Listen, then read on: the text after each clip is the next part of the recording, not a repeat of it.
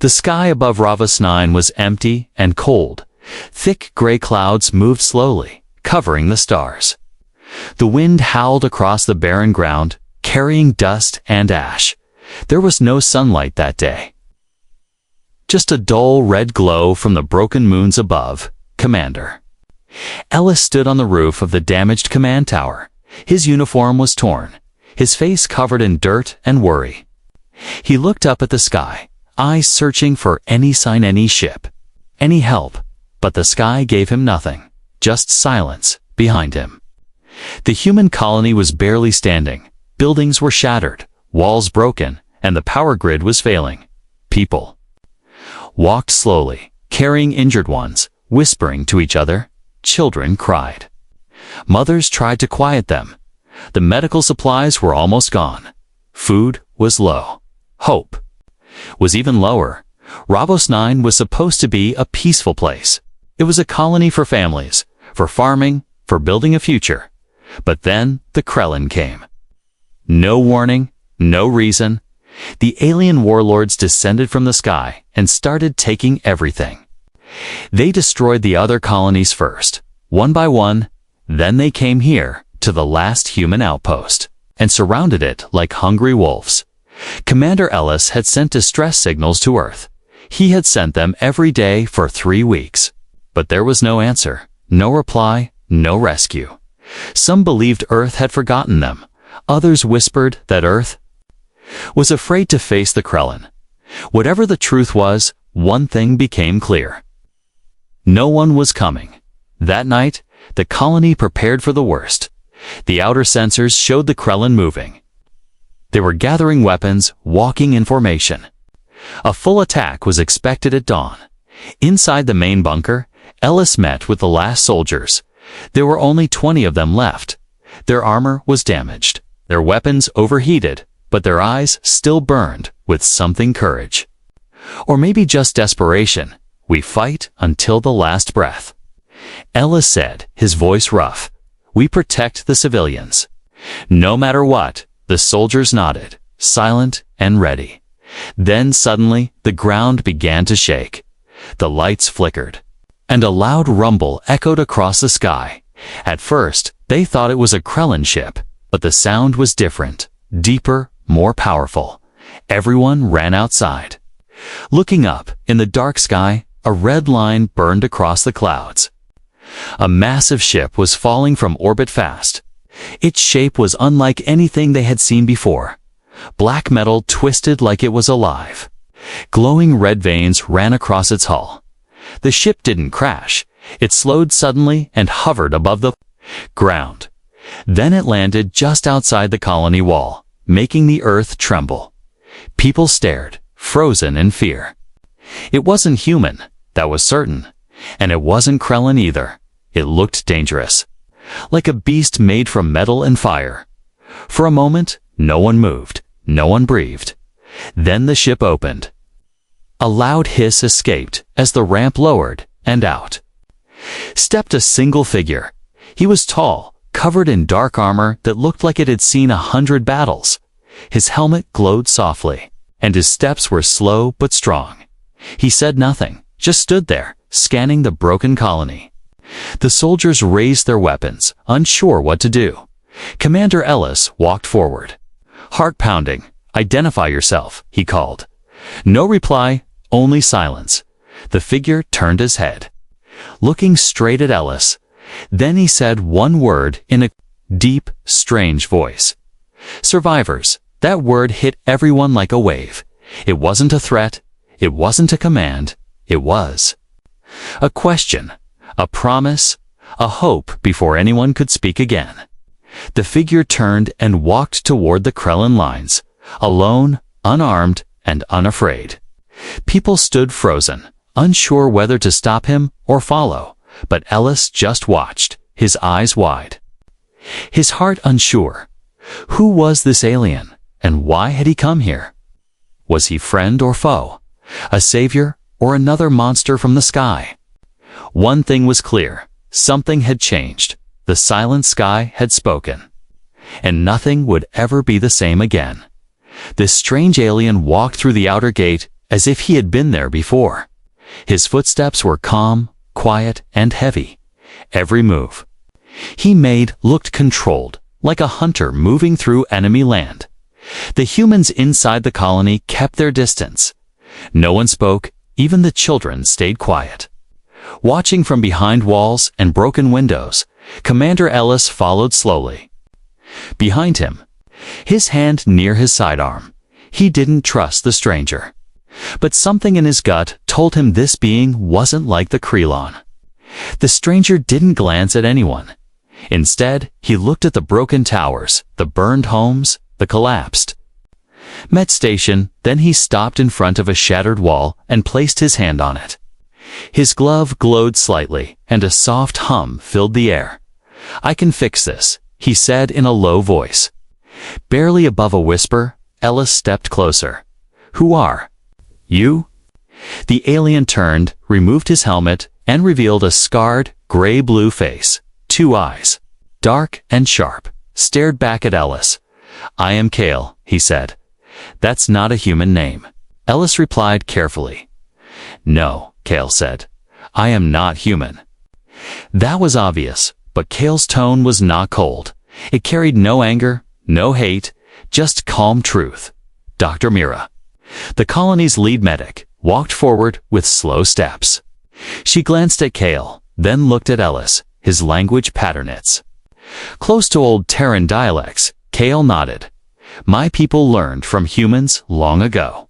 Before the Krellin burned our skies." That sentence made Ellis freeze. "You fought the Krellin before." Kale's face changed. For the first time his jaw tightened, and his eyes narrowed. "They destroyed my world, took everything," he said. "I've hunted them ever since." The soldiers whispered behind Ellis, unsure what to think. Some called it a trap. Others said Kale might be their only hope. The colony had no time to argue. They were too broken, too weak, and the Krellin were getting closer each day. "Why help us?" Ellis asked. "You don't know us?" Kale looked up at the sky. "Because no one came for us either." Silence. Heavy, deep silence. Then Kale walked into the center of the colony and placed a small device on the ground. It flashed blue and expanded into a field of light. Suddenly, broken walls began to pull together.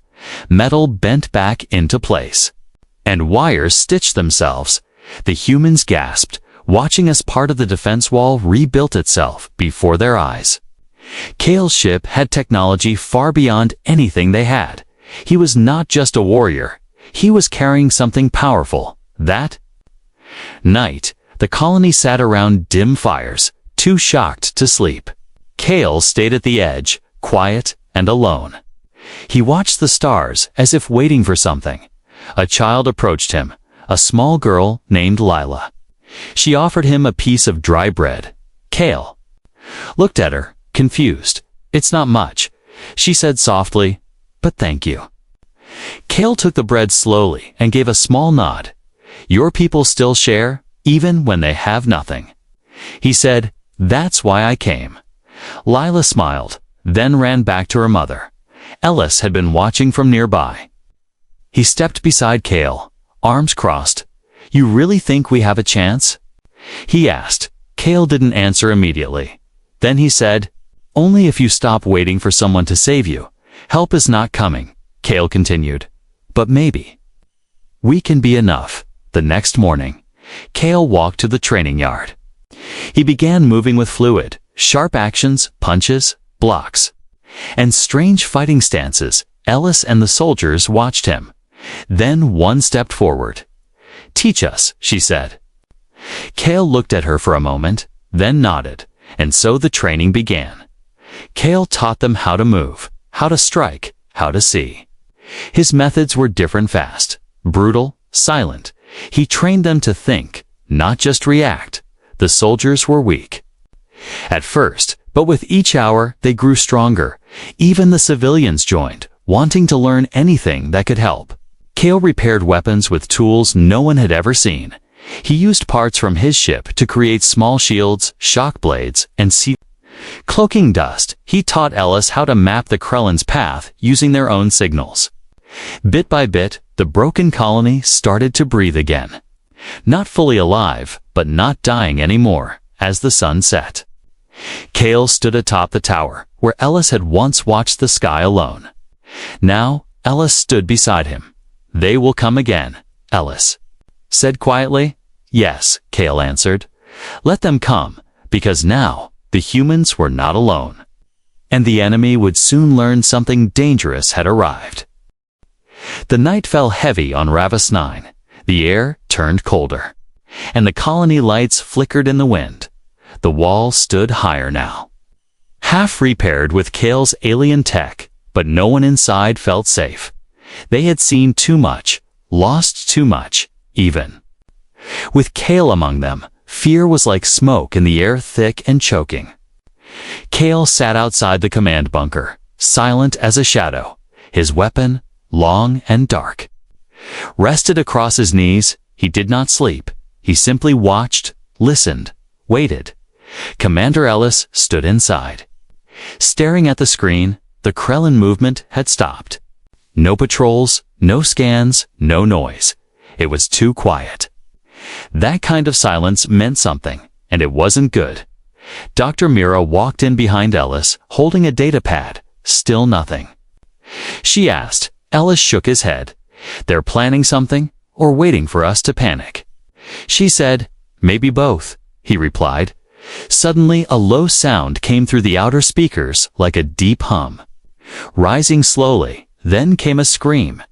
Not human, not Krellin, something else. Cale stood instantly, eyes glowing faintly under his helmet visor. He looked toward the northern ridge beyond the walls. The scream echoed again, louder. Then, from the dark hills, came fire. Explosions lit up the sky as Krellin artillery launched from hidden nests. The colony shook. Civilians ran for shelter. Soldiers grabbed weapons. Walls shook but held. Cale ran toward the blast zone like a storm. Ellis followed with a team, breathing hard. They reached the gate, but it was already open. Cale had gone outside alone. "Close it," Ellis ordered. "Keep everyone inside, outside." Cale moved like wind and steel, blades extended from his wrists.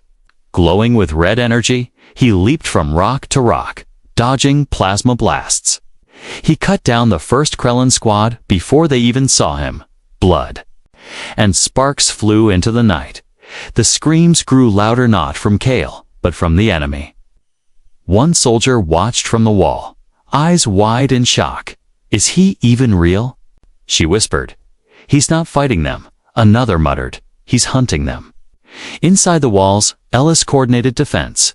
"Focus fire on the ridge," he barked. Mortar launched, guns fired. The colony fought like it had a soul again, but it was Cale who turned the tide. He reached the Krellin artillery camp in minutes. There were 10 gunners and 2 commanders. They saw him too late. He dropped in from above, slicing through the cannons, setting off power cores. A fireball rose into the sky, lighting the entire valley. From the colony, it looked like the sun had returned. Then it vanished. Silence returned.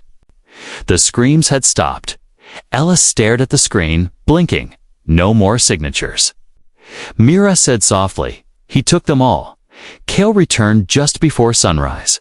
His armor was cracked, blackened from fire. His steps were slow, but steady. He entered the gates without a word, dropped to one knee, and rested. Not one human said a thing. They just watched him, silent with awe.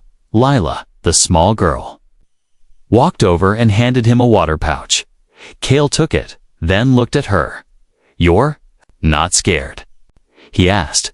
She shook her head. "You scared the bad guys?" she said. Cale gave the faintest smile. Later that day, the soldiers gathered for a meeting. Ellis stood before them. "I watched one man do what 20 couldn't," he said. "And I won't let him fight alone again. We learn," he continued. "We adapt. We become stronger like him." Cale entered the room, still quiet. But when Ellis looked at him, there was no doubt in his voice. "We're ready to train harder," Ellis said. We're ready to stand. Kale nodded slowly. The Krellin don't understand fear, he said. But they understand pain. We will give it to them. That night, the colony didn't sleep. They rebuilt faster, sharpened weapons, tested Kale's shields, children carried supplies. Elders cooked extra rations. Everyone had a job.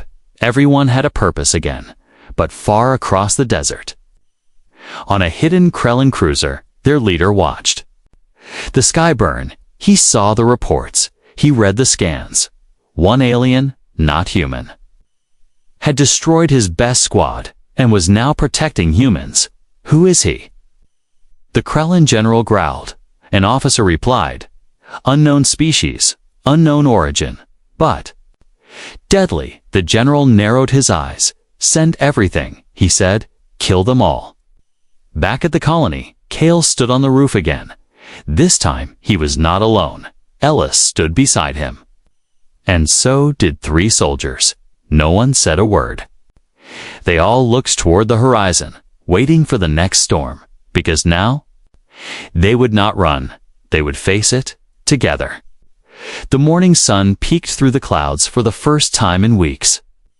Its warm light fell on the damaged colony walls, casting long shadows over the dirt and dust. People moved with energy now. Not fear. Hope had returned, but no one believed they were safe. Not yet. Kale stood outside the training yard. Armor dark with dried alien blood.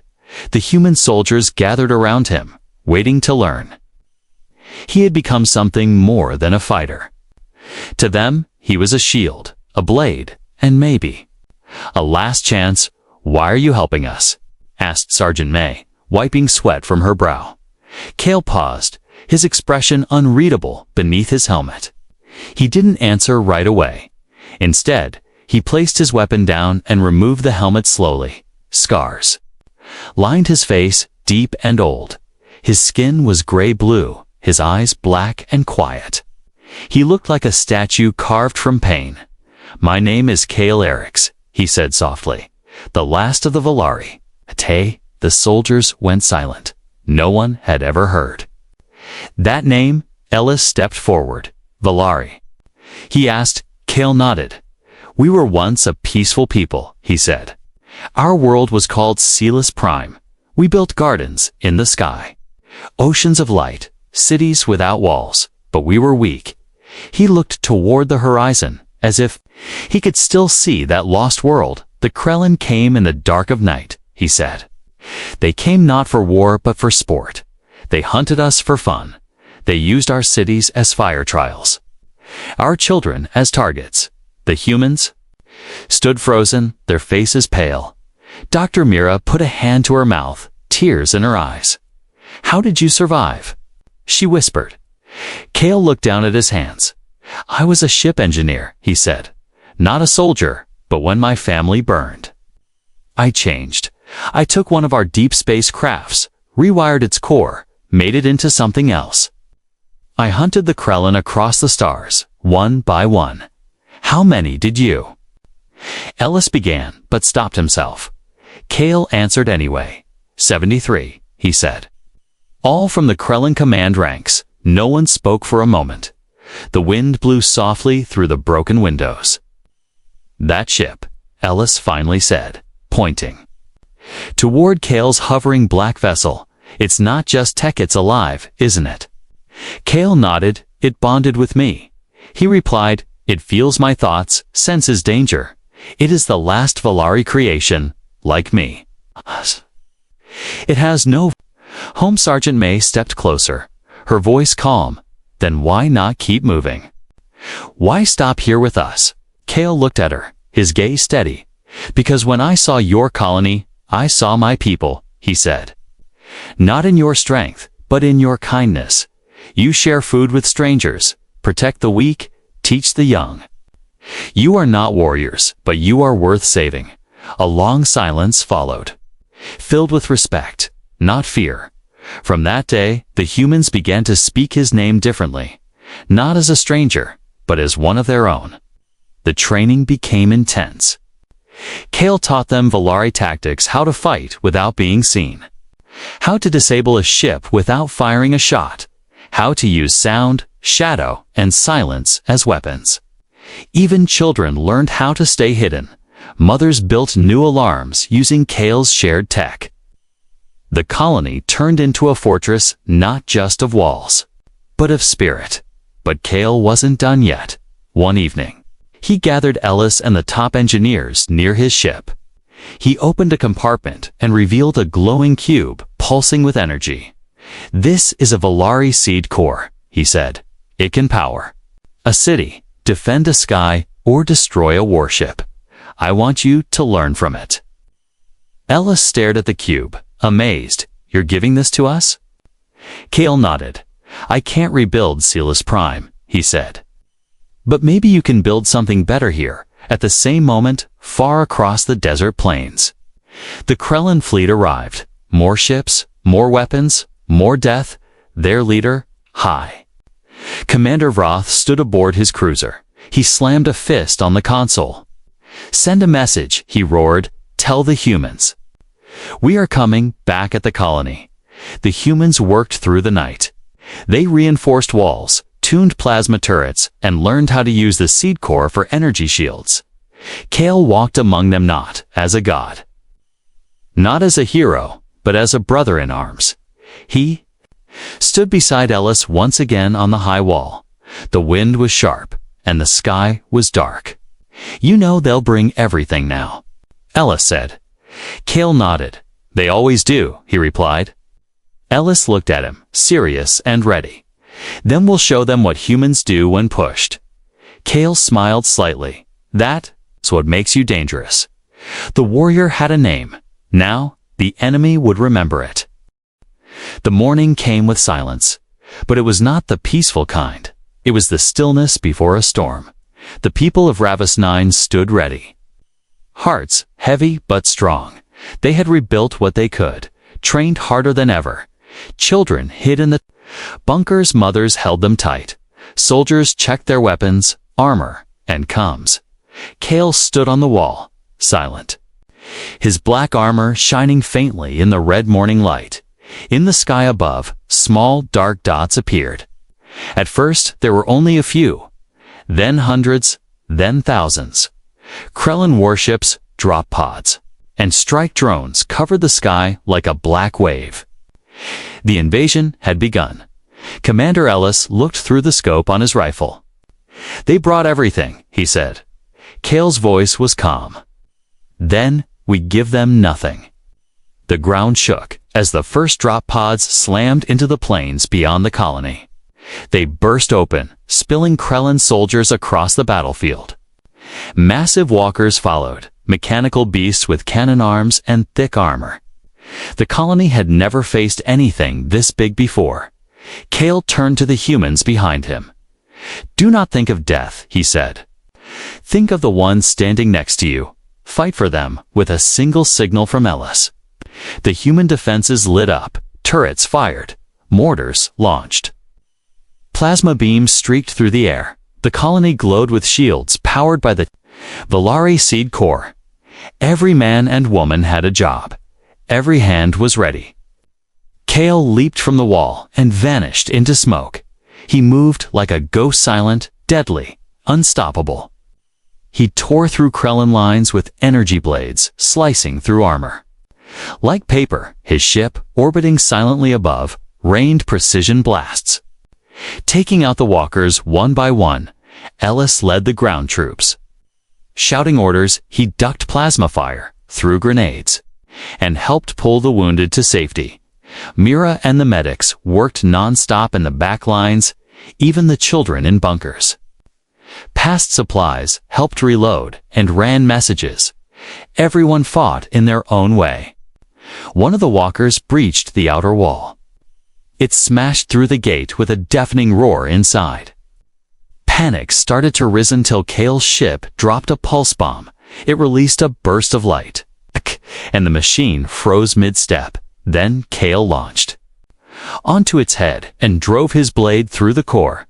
The walker exploded in a fireball, its pieces raining down like burning metal rain. Cheers rose from the colony. But Kale didn't stop. He vanished again into the smoke and fire. A shadow in the war, back at the Krellin command ship. High Commander Vroth watched the battle unfold. He slammed his fist on the control table. "This is impossible," he hissed. "One alien and a group of humans are beating us." "They're not just fighting," his advisor replied. "They're surviving," Vroth snarled. "Prepare the dreadnought, a massive warship the size of a small city." Began its descent. It broke through the clouds like a mountain from the sky. Its cannons could destroy a colony in one blast. Ellis looked up and felt his heart drop. "We can't stop that," he said quietly.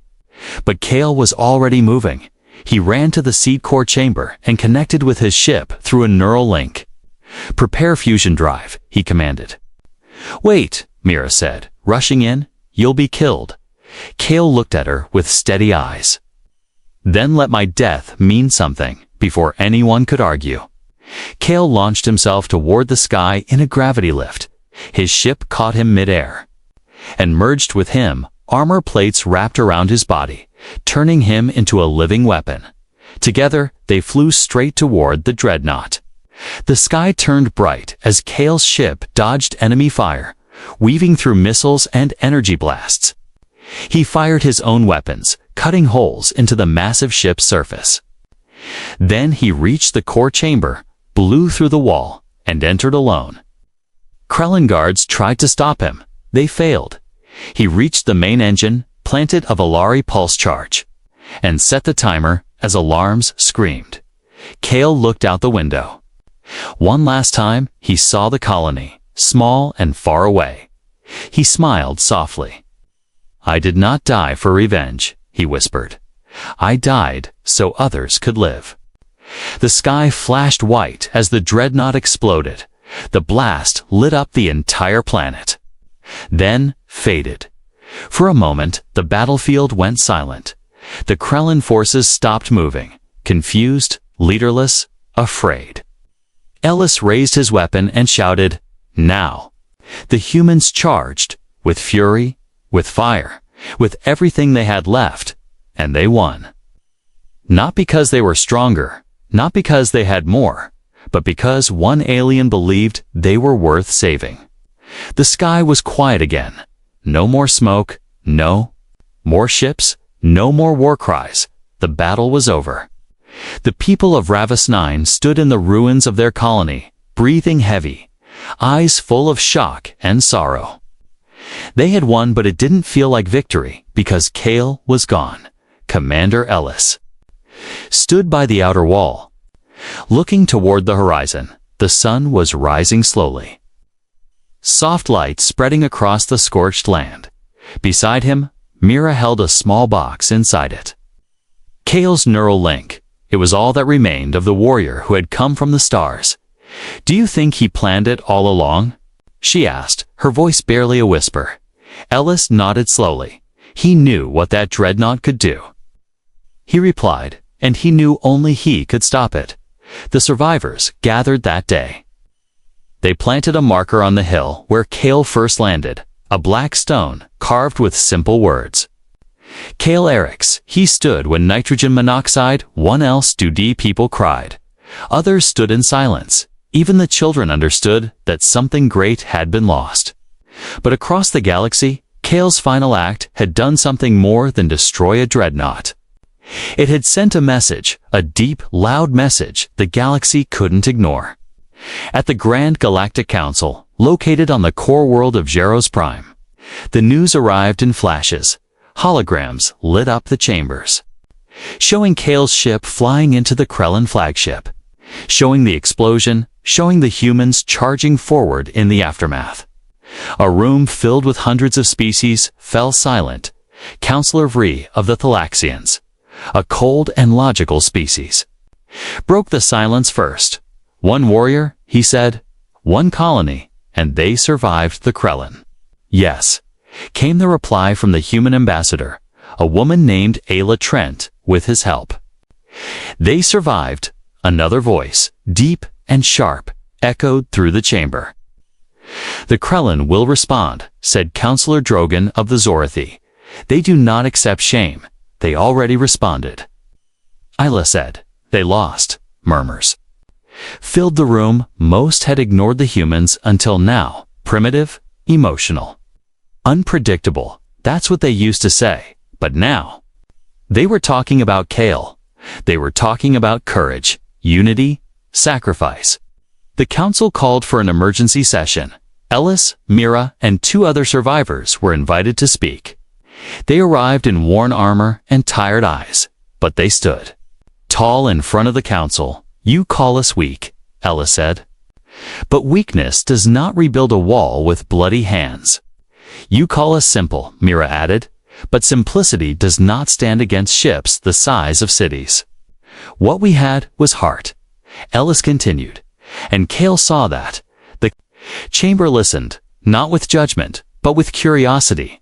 The Valari were gone, yes, but their last warrior had chosen to protect humans. That meant something important. A motion was passed Earth, and its colonies would receive official protection status. Ravos 9 would be given full aid, technology, and council support. And Kale Erix would be honored in the Galactic Archive as a universal hero, not just a fighter, but a symbol. The humans returned to Ravos 9 weeks later. The colony was already being rebuilt. Council engineers worked beside human farmers.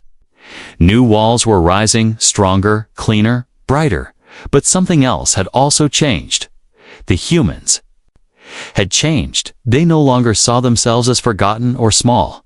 They had stood in fire and lived, and now others listened to them. One morning, Ellis walked to the hill again. He found Lila sitting at the black stone, drawing with a stick in the dirt. She looked up and smiled. I drew his ship, she said. Ellis knelt beside her, looking at the drawing. It was simple, but you could still see it. The ship flying high, a light shining behind it. He saved us, she whispered. Ellis nodded, yes, and now we have to save others, he added, because that's what Kale would have done, not for power, not for praise, but because it was right. Later that evening, a message came from Earth HQ. A small new fleet was being formed, built with Valari tech, powered by the seed core Kale left behind. It would be called the Erix Line, and its mission would be simple. Protect the weak, stand where no one else will, and never forget the sky that burned. Years passed on Ravos 9. The wind still howled across the rocky plains, but the colony was no longer broken. New towers stood tall, shining silver in the sunlight. Green fields had returned. Children played in open courtyards, and families rebuilt their homes brick by brick. What had once been a place of ashes had become a symbol of survival, but no one forgot. Every stone, every gate, every wall whispered the same story. The story of Kale Erix, the alien who came when no one else did, each year on the day he fell. The people gathered on the hill where his ship first landed. It was now called Kale's Rise. At the top stood a silver statue, Kale in full armor, head lifted, blades crossed on his back. Children would place flowers at his feet. Elders would light candles, and the sky. The sky always seemed to shine a little brighter that day. Commander Ellis had become Governor Ellis now. His hair had gone gray, but his spirit remained sharp. He still wore his old combat vest, patched and faded. Mira led the colony science division, teaching Valari engineering to young minds and little Lila. She had grown tall and strong. She now trained new soldiers. And she wore a pendant shaped like Kale's ship. But beyond Ravos 9, the galaxy had changed too. Other colonies, once ignored and left to suffer, began to speak out. They told their stories, demanded help, demanded change. They looked at Earth not as a forgotten world, but as a rising force, because the humans had earned something rare: respect. The Erix Line, the fleet born from Kale's technology, patrolled the edge of known space. Its ships were fast, silent, and precise. They responded to distress calls, broke blockades, and protected those the Council still overlooked. Their motto was carved on every hull: "We stand when others fall." On one mission, a young captain named Rhea Talon found herself surrounded by pirates near the edge of the Charbelt. Her engines were failing, her crew scared. Then a message crackled through the static. "This is the Eric's line. Hold your position within minutes." Two ships appeared, black and red, sleek and glowing with soft light. The pirates fled before a shot was fired, and Rhea looked out her window in awe. She whispered, "Kale, they still remember you." Back on Ravus 9, Ellis stood once again on Kale's rise. The sun was setting, painting the sky in shades of gold and fire. Lila stood beside him, now a woman of strength and purpose. "Do you think he sees us?" she asked, her voice quiet. Ellis smiled softly. "I think he never left." Just then, a small light moved across the sky, a shooting star, glowing bright and fast. The children pointed, cheering. Some believed it was just space dust. Others whispered it was Kale's spirit watching over them. And maybe it was, because legends have power. Not just in stories, but in the way people choose to live after them. Later that night, Mira sat alone in her lab. She opened an old data chip Kale had given her before the final battle. It was locked for years, but today, for the first time, it opened. A soft blue light appeared, and Kale's voice echoed in the room. "If you're hearing this," he said, "then you survived. I don't know if I'll still be with you. But if I'm gone, I want you to remember something.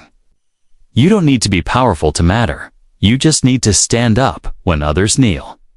You did that, and I saw it.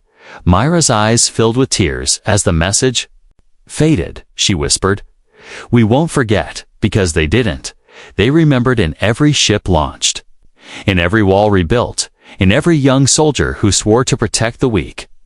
Kale Erix, the last of the Volari, had died to save a forgotten colony, but in doing so, he had lit a fire that refused to die. Not just in the hearts of humans, but in the heart of the galaxy. The Krellin never returned to Ravus 9. Their empire began to crumble, piece by piece, because no empire, no matter how strong, can stand forever against those who refuse to be broken. The sky remembers him now. The stars whisper his name. And somewhere in the darkness between galaxies, there may still be a spark of Kale's ship, still watching, still waiting, because sometimes legends never truly fade. They become the light that others follow. They become the reason someone stands when the sky begins to burn. The end.